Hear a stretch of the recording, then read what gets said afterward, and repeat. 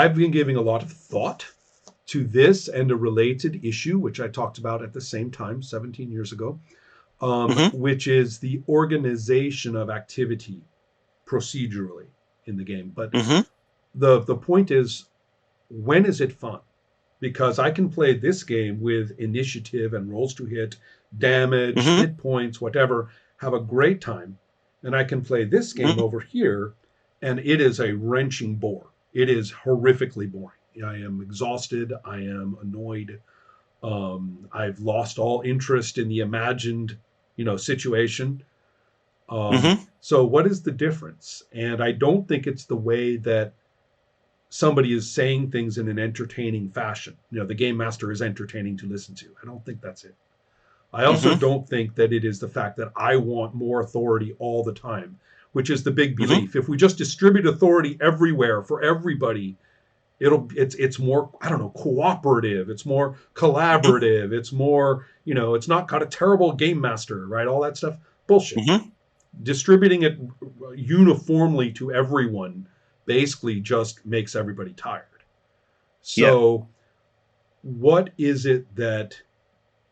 Oh, and also the worst is to say, well, just figure it out as you go, work it out as you go. No, then we have this social negotiation every single step of the way, which is sooner or later somebody just takes over and you have the same old, Yeah. right? That's what happened in the so-called game masterless, GM-less role playing of the 90s. They said there's no GM, and then we don't care about the diceless, that kind of thing. No, you just end up listening to some asshole say a story at you, the whole time anyway. Yeah. So the thing I'm driving at is this: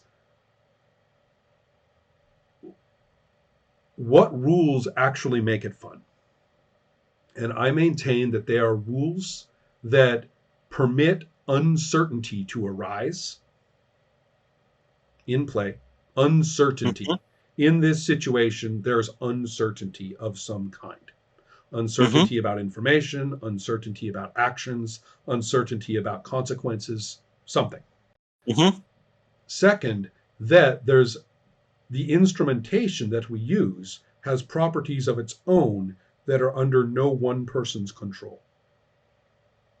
The instrumentation that we use as our constraints, whatever they are, speaking, dice, Mm-hmm. whatever, moving, filling in dots, drawing a word out of a bowl, I don't care, Mm-hmm. something. That they will introduce factors into play that no one person controls. So I call it bounce because I think about playing sports with a ball. Mm-hmm. That no ball sport is played with a wet rag. Right? Mm-hmm. The balls, each sport has its own strange property for this ball, right? Mm-hmm.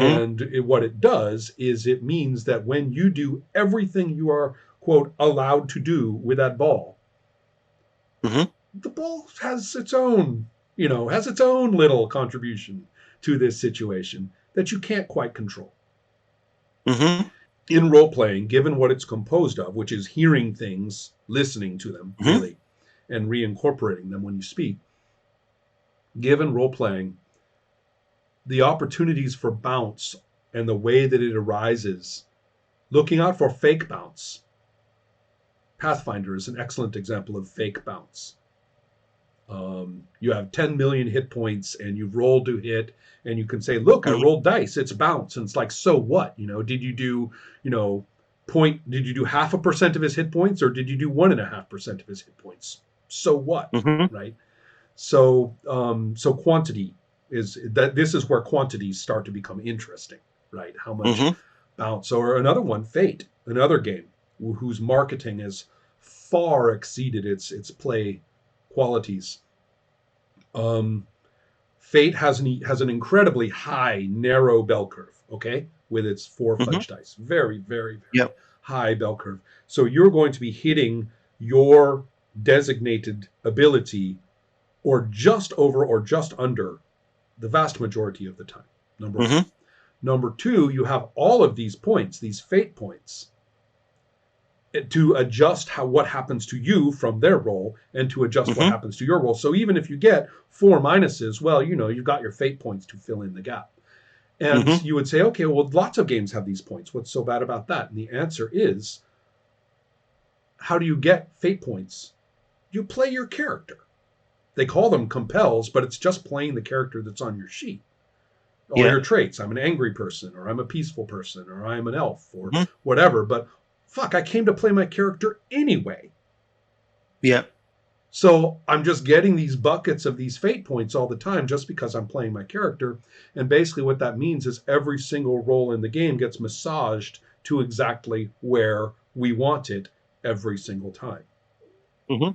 And so it's not really a dice-based bouncing game at all. It is just the dice and the points are there to reduce the bounce, not to increase it.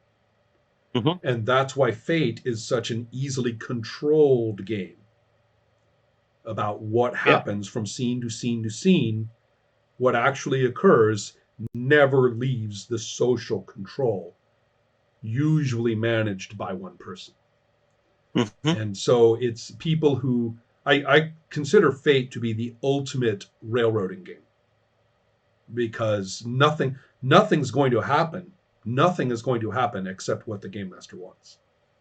There will be no consequences that they don't want to happen in the moment. They are always one step ahead of whatever the system can do. There's no surprises. It's a game for people who want no surprises at their table. Lots of Yeah. colorful description, lots of colorful description, lots of blah blah blah, Yeah. right? But nothing happens that isn't exactly how we want it to go. Interesting. But is this helping understand? If we take these points to the different PbtA games, you can quickly see that they start to separate out into the ones with very strong organization of play Yeah. Yeah. and Yeah. very weak Yeah. organization of play. Yeah. Yes, I can really see that. I really like games that distribute some of those four authorities that you Right. mentioned, some of them more, some of them less, and I don't really like games that keep them all in one person. Right. I like what we usually think, but I have like a specific question now because I wonder, do you have ways, means, do some games have ways or means? Because I really like distributing the authority to the players, but sometimes people, for whatever reason, take this authority a notch too far, and I wonder, so should I like step hard on it and say, no, you cannot do it, or should I go on with it? So Well, example of this right. from one of my recent games, it was actually my friend GMing. He imagined that we are in an apartment and we had an NPC we cared for, and he described this NPC jumping from the window, which was his idea, was that it will be a problem for us to solve. But the other player said, luckily we are on the ground level. So this Right. deflated the challenge to Right. like Exactly. This no is challenge at all. the issue here is this. What is the okay, you cannot have authorities over any of these things negotiated at all. We have to know what they are. Mm-hmm. And we have to know as well, how am I going to put it? We have to know as well,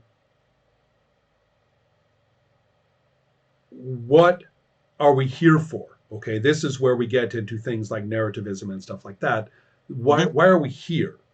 I mean, is it simply a matter of challenges? Are we simply going to have, is the purpose here just to come up with challenges, right? The Mm-hmm. roof is torn off and 50 ninjas jump down, right? Your dead mother is in your bed, right? I mean, is it just a matter of throwing jump scares at each other and calling them challenges? And is that what we are here for? Number one. Number two, and if we are, then what is the challenge? Is it a tactical challenge? Is it a I said you said this? Oh well, I say that. Oh well, you said this. Oh Mm-hmm. well, I say that. Right? Is that what we're trying to do here? Is that our goal? Is this our creative payoff for being here? Mm-hmm. Number one. And if you don't know what that is, then you do tend to just throw jump scare shit at each other. If you don't know, even if it's just Mm-hmm. one person, if they don't really know what, why we're here, they will Mm-hmm. spitball bullshit. They will just throw crap, right? Hoping that somebody gets excited sometime. So let's go to this other thing, though. This is not a popularity or a performance contest where you say, well, I want this to happen because it would be great if this happened. And then we sort of have to have consensus that it's okay for you to have that happen because we like it. Mm-hmm. That's not going to work. That's like Mm-hmm. those endless committee meetings where we are all supposed to have consensus and it will go on forever and ever and Mm-hmm. ever. And so Yeah. instead, if you are playing and the table does not know who says what floor we are on. So all this, he says, oh, they jump out the window, right? And the others are like, hey, we're on the ground floor. We're on the first, we're at the ground level.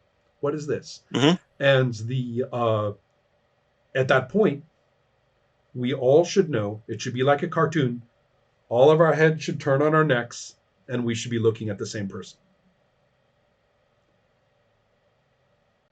We don't. It might be Mm-hmm. the same person as the person who said we jump out the window. She jumps out the window, or they jump out the window. It might not. It might be a game master in regard to many other authorities. That person we would have called the game master Mm-hmm. for most of the things that go on. But the authority over this belongs to this person. We all know it. Whoever it is, whatever their role is regarding anything else in play, for that variable, situational authority, where the fuck are we standing? Somebody's supposed to be able to say yes and no. Yeah, but my favorite type of games, PbtA doesn't help me with distributing this particular authority because Apocalypse World is maybe it pretty should be the straightforward. player whose apartment it is, but then it means that I, as a GM, should ask first this person what floor we are in if I want to create a challenge to or a Well, task to overcome. that's an important point. That is a very important point. You are looking at a flaw in.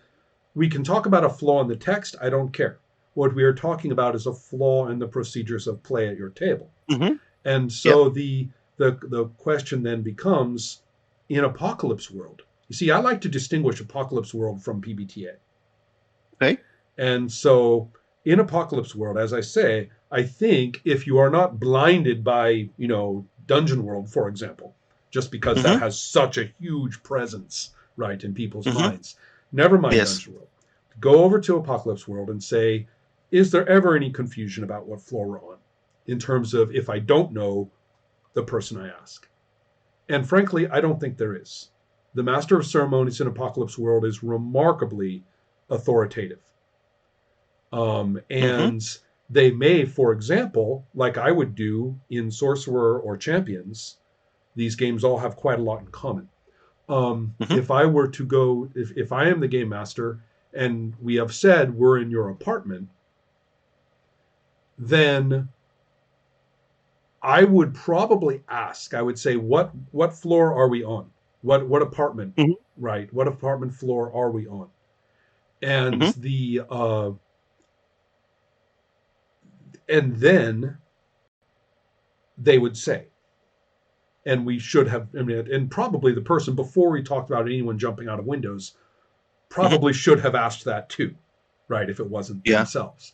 So, because they know they don't have authority about it and they know they don't know.